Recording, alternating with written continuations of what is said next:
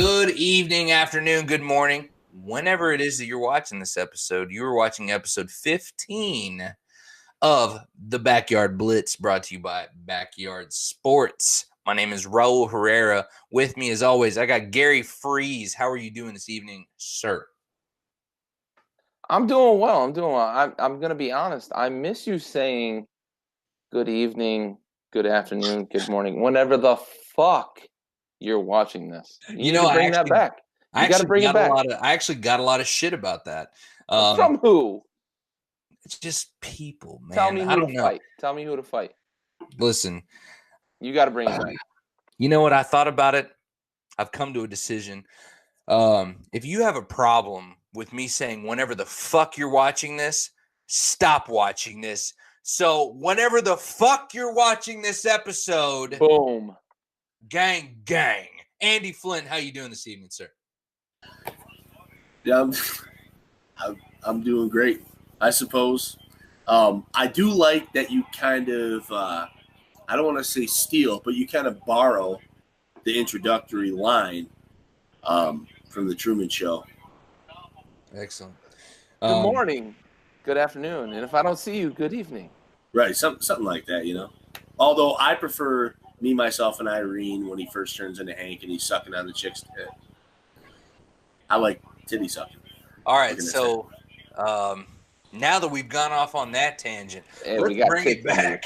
Let's just go ahead and fucking pull the reins a little bit on that one, and let's get into this Western Conference playoffs. So we are going to start with probably the less interesting one, and that's going to be the Nuggets in Portland, right?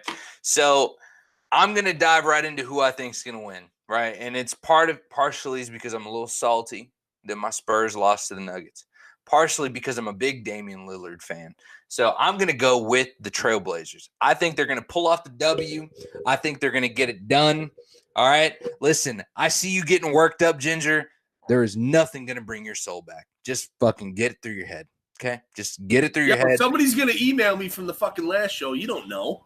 Listen, look. You don't work at FedEx. All I'm going to tell you is that if you want to at me. The Trailblazers are going to take that series, all right, and that's on insert game name here. That's on Crip. Fuck it, it's on Crip. Anyways, Gary Freeze, who do you have to win that series? That's on Crip, huh? That's a new one. I like it. This one's tough because it's been great. Like Dame. He's been, meme central. But the Joker is legit. And honestly, we talk a lot about overrated. I think the Joker might be the most underrated player in the league. I don't think he gets a lot of shine because he's in Denver, but honestly, like that dude is a playmaker from the 4-5 position. He might be the slowest player in the league getting up and down the floor, but that dude just makes plays. And he's a triple-double threat every night. I think Denver wants him to score more, and I think as a fan I want him to score more, but man, that dude plays. I'm taking Denver in the series, but I don't feel really good about it. This series is so hotly contested. It's hard to pick, but I'm going to take Denver because of their ability to spread the floor a little more. Like Portland's playmaker plays the point guard position. Denver's playmaker plays the 4-5, and I think the ability to spread the floor just a little bit more might make a difference. Plus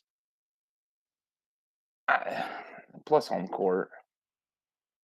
That's fair. I mean, here's the thing. I think that there's a logical argument for either side. And I'm in no way, shape, or form sucking up to Denver. I'm just stating facts.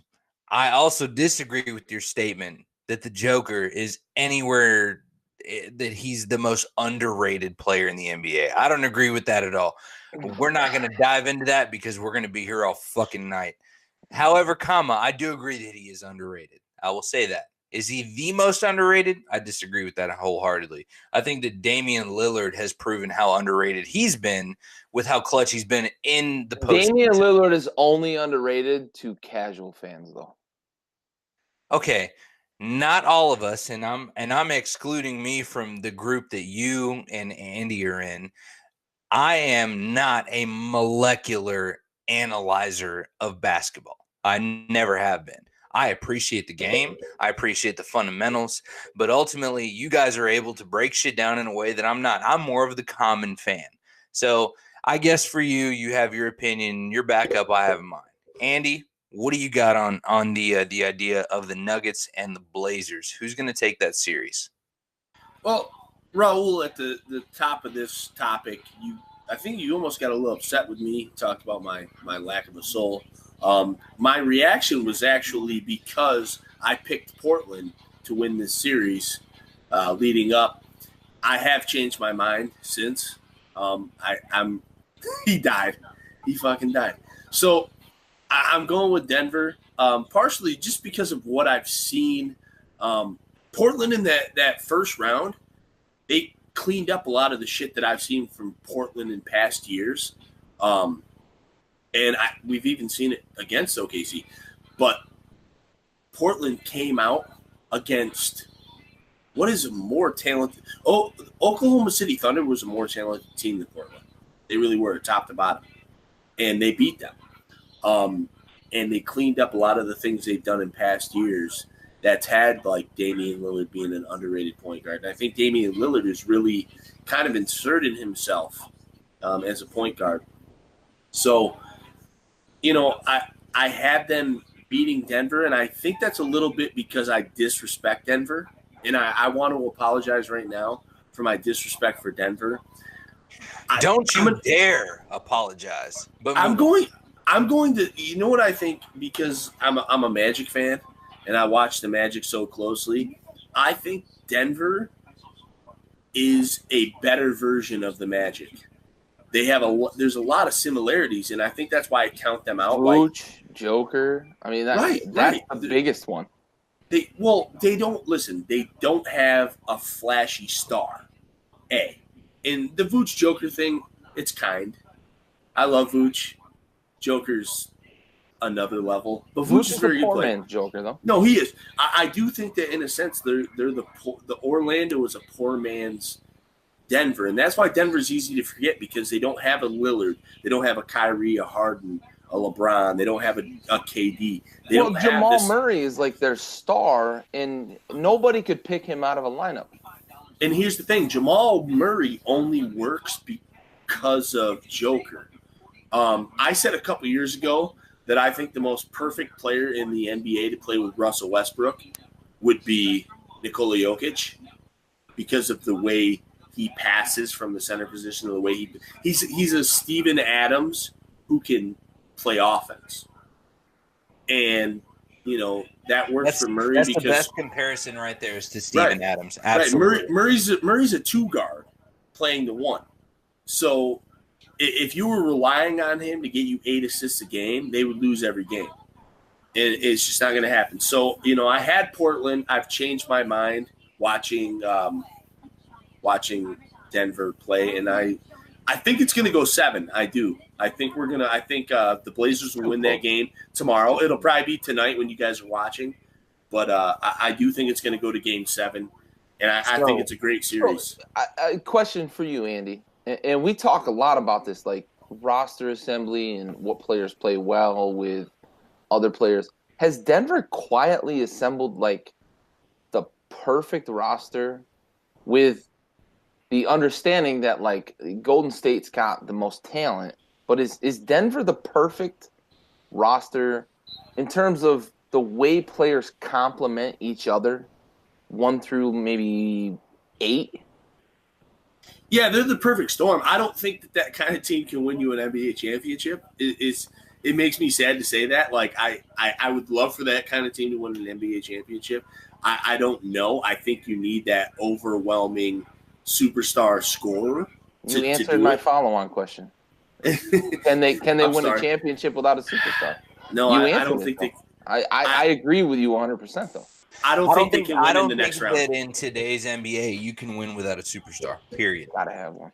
No, and listen, and I think Jokic is almost the closest thing you can get to a superstar. That's why I think he's getting there. But like, I love the way that team plays. I think they're kind of almost like it's a different way, but they're like a Detroit Pistons. Those teams that won with Chauncey Billups and Rip Hamilton, like they have there's a lot of creative space and there's a lot of continuity. But I don't think it gets it done in this day and age. And I enjoy watching them play, but I think they definitely lose in the next round. Coach Malone is coming for Pop's throne is the best interview, though. Listen, Coach Malone can suck a dick from the back, okay, and that's all day, okay, and that's he's coming for the throne. Get this guy off the air. Phenomenal interview. That dude is a phenomenal interview. Listen, I want it on record, and you can fucking at me all you want. Pop is that dude. Period. All right. Anyway, Steve Kerr's a good interview too. All right, so let's. Steve Kerr is good, but Malone is. Let's move into the less boring game, less boring series, and that's Houston and Golden State. So, Houston, Golden State. There's a lot of conversation about Golden State without Cousins. Harden, unfortunately, still traveling. Not much going on about that, but nothing's changed on that front. Andy, what do you think's going on there? I mean, it's going on right now. Golden State's up by 7. By the time you guys watch this, the outcome will already be there. I do think Golden State's going to win. I thought Golden State was going to win from the start. Honestly, last year was the year I had Houston winning. I do believe when Gary and I talked preseason-wise this year, I had Houston as the team to challenge Golden State. And, I still feel like they are the best team in the West to challenge Golden State, regardless of who plays them in the conference finals. But I think Golden State's going to get it done in 7 games. Harden, I think he's the runner-up to the MVP after winning the MVP. It's a good series. DeMarcus Cousins, this was the series they needed DeMarcus Cousins in, I think. Like, I do think they're going to win it regardless, but what Houston's done when they've won games is they bullied Golden State. And I think DeMarcus Cousins is your equalizer there, like he might fight Sean Elliott. While you're talking about bullying, this is something that it's a phrase that I actually used earlier this week. Houston is one of the very few teams. For me, I think it's the only team I've seen bully to that level. But Houston is the only team I've seen bully Golden State to that level. They did it on purpose. This is by design, and we talked about this. We had a category earlier on a podcast that said, "Is Golden State in trouble?" And we talked about how we didn't mean they were in trouble as in they couldn't win. We meant, are they in trouble as in the rest of the league is catching up. So, Gary and I were going back and forth, and I was talking about how the 3 ball in the NBA negates stars. And it does. And, Golden State's stars obviously can shoot the 3. Curry, the best we have ever seen. Klay Thompson, one of the best we've ever seen. And Durant is incredible too. So, but the rest of the league being able to put out a team out there who can just shoot 3s negates your stars. But at the same time, when, as Steve Kerr would say, you got a bunch of linebackers. You got P.J. Tucker. Eric Gordon's a good defender. Eric Gordon's a bulky guy. You've got these guys running into you. Kenneth Faried, high intensity, high energy. You're cutting me the fuck off, kid. No, I'm just kidding. But whoa! First of all, throttle back. All right, you're like at like here. I need you to be like not even visible on the screen. All right, just what I'm saying is go home. All right, take your toys, leave the sandbox. I am home. All right, so you've got Golden State, you've got Denver. All right, so who's gonna take home that Eastern Conference championship? Western Conference is Golden State. Western, Jesus Christ. All right. Golden State is going to go all the way. Absolutely. All right. So if you're going to refer back to our Eastern Conference championship, so who's going to be in the NBA Finals? I got Golden State and Toronto. Golden State and Toronto. Okay. You heard it here first. He's locked in for the win All right. So, Gary Freeze, who do you have winning the Western Conference, this playoff between Houston and Golden State, and then follow that up with your Western Conference Finals prediction? Yeah, I agree a lot with what Andy said. And you know, the conversation that we had in chat is kind of, you know, what kind of influences my thought about the whole thing. The league really is catching up with Golden State.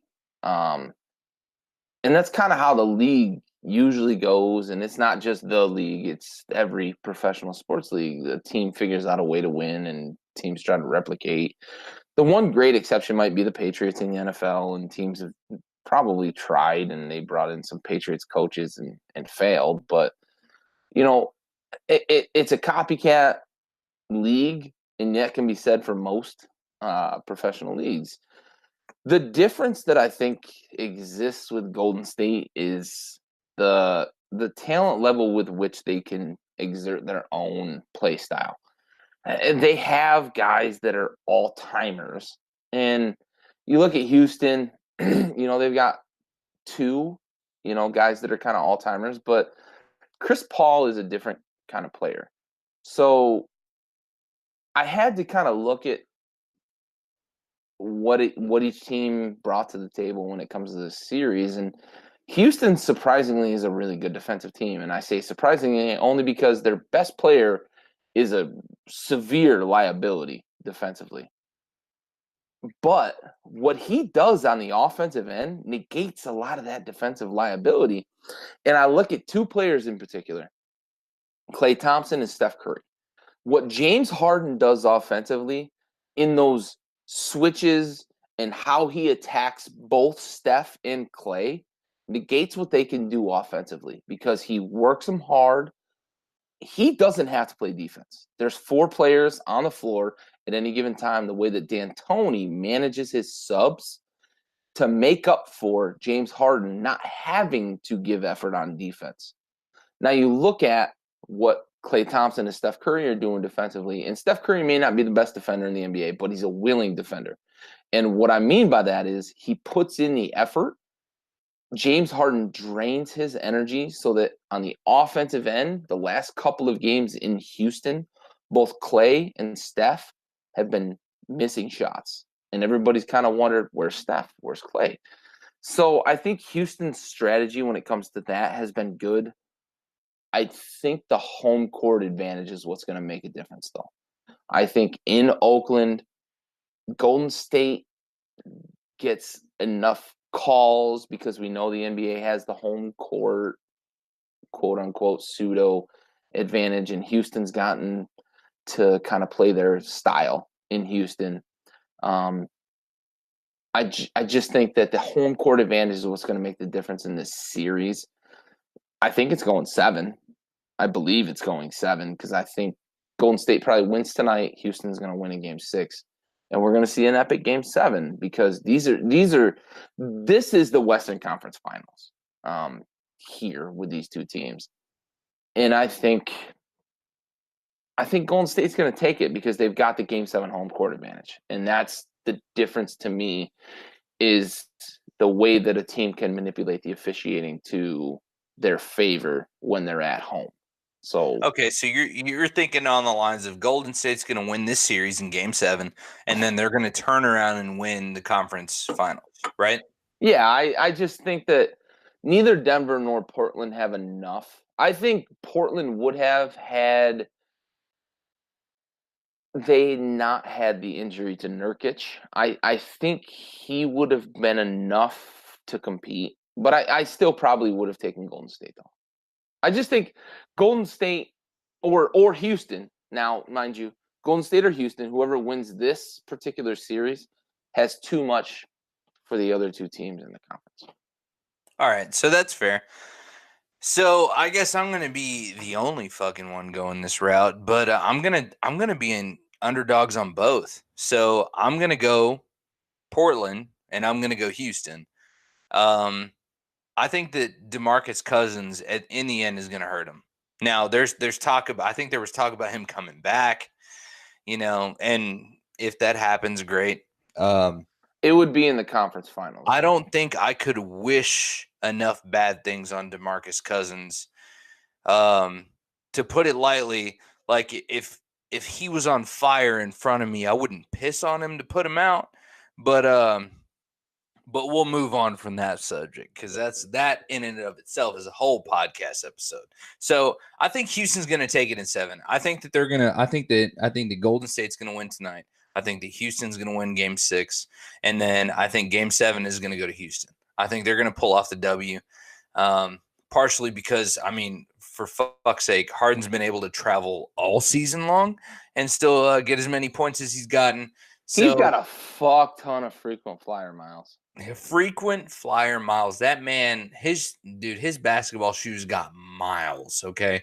He's got plenty of upgrades to first class. And so this is what I'm thinking. I'm thinking it's going to be the underdog contest. It's going to be Houston. It's going to be Portland.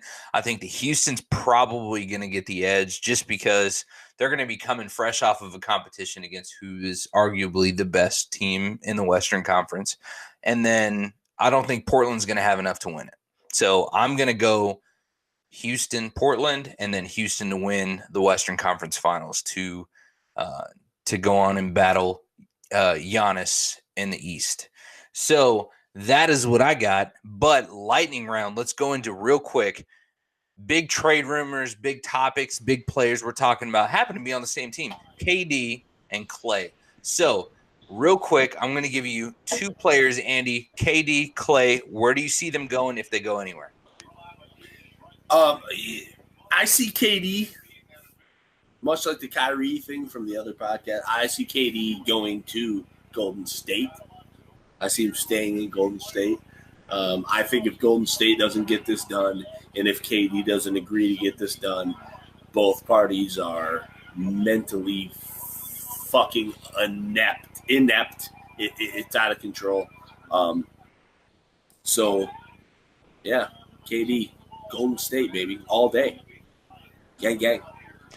Gang, gang. All right, Gary, where are we seeing KD go? Where are we going to see Klay go, if anywhere? I agree with Andy that if Golden State doesn't keep KD, both parties are inept. That's a good word. I think it's a good fit. However, I don't think it's going to happen. I think KD has soured enough on the fact that he plays second, possibly third fiddle because Draymond's the voice of the Warriors. But Steph is still the face and whatnot.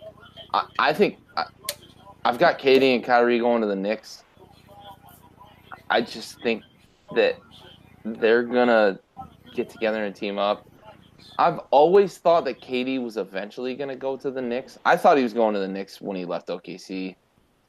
Maybe I'm fooling myself. I could be a little bit.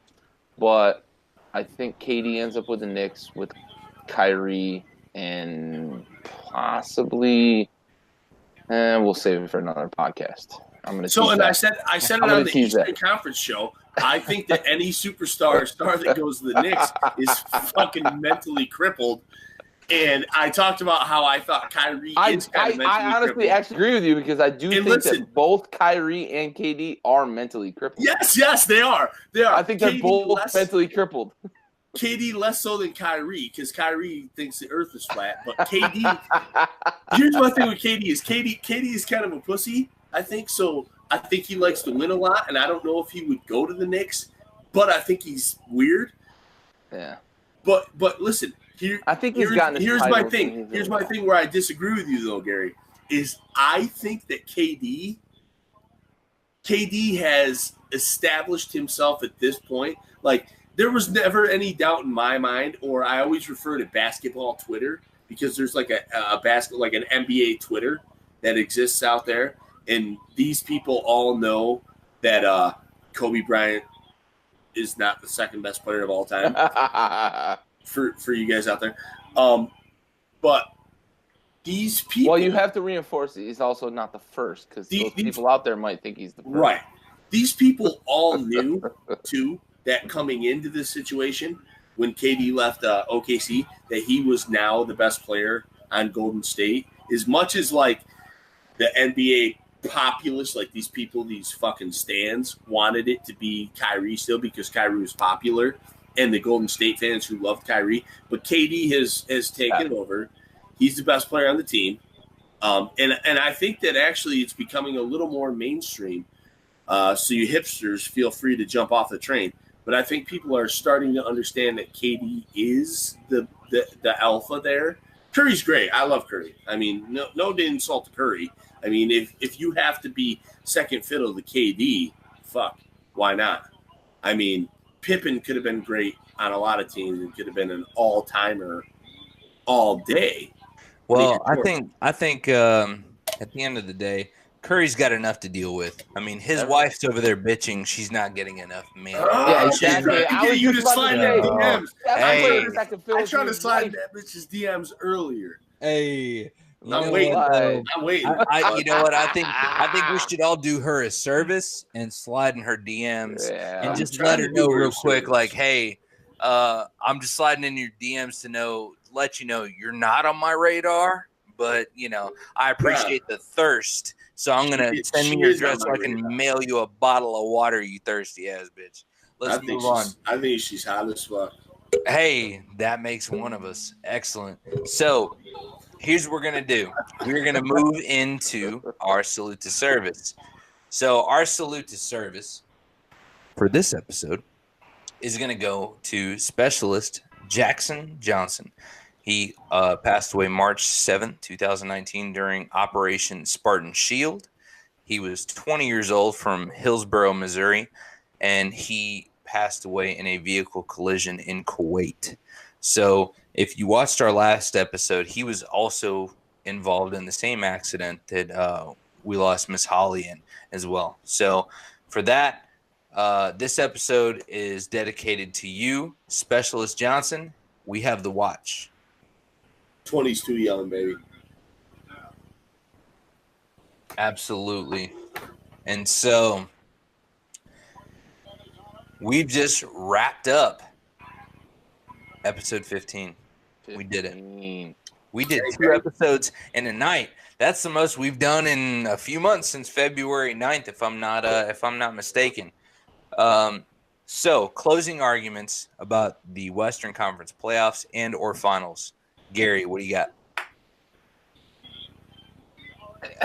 I hate to continue to think that it's Golden State and everybody else because of the way Houston's played them, but I think this year more than last year, home court really has meant something. However, last year home court really did mean something until Chris Paul got hurt. So I don't think Golden State is as bulletproof as we expected them to be coming into the season. Just basing it off of last year with Chris Paul going down really being the difference in the last 3 games of that series.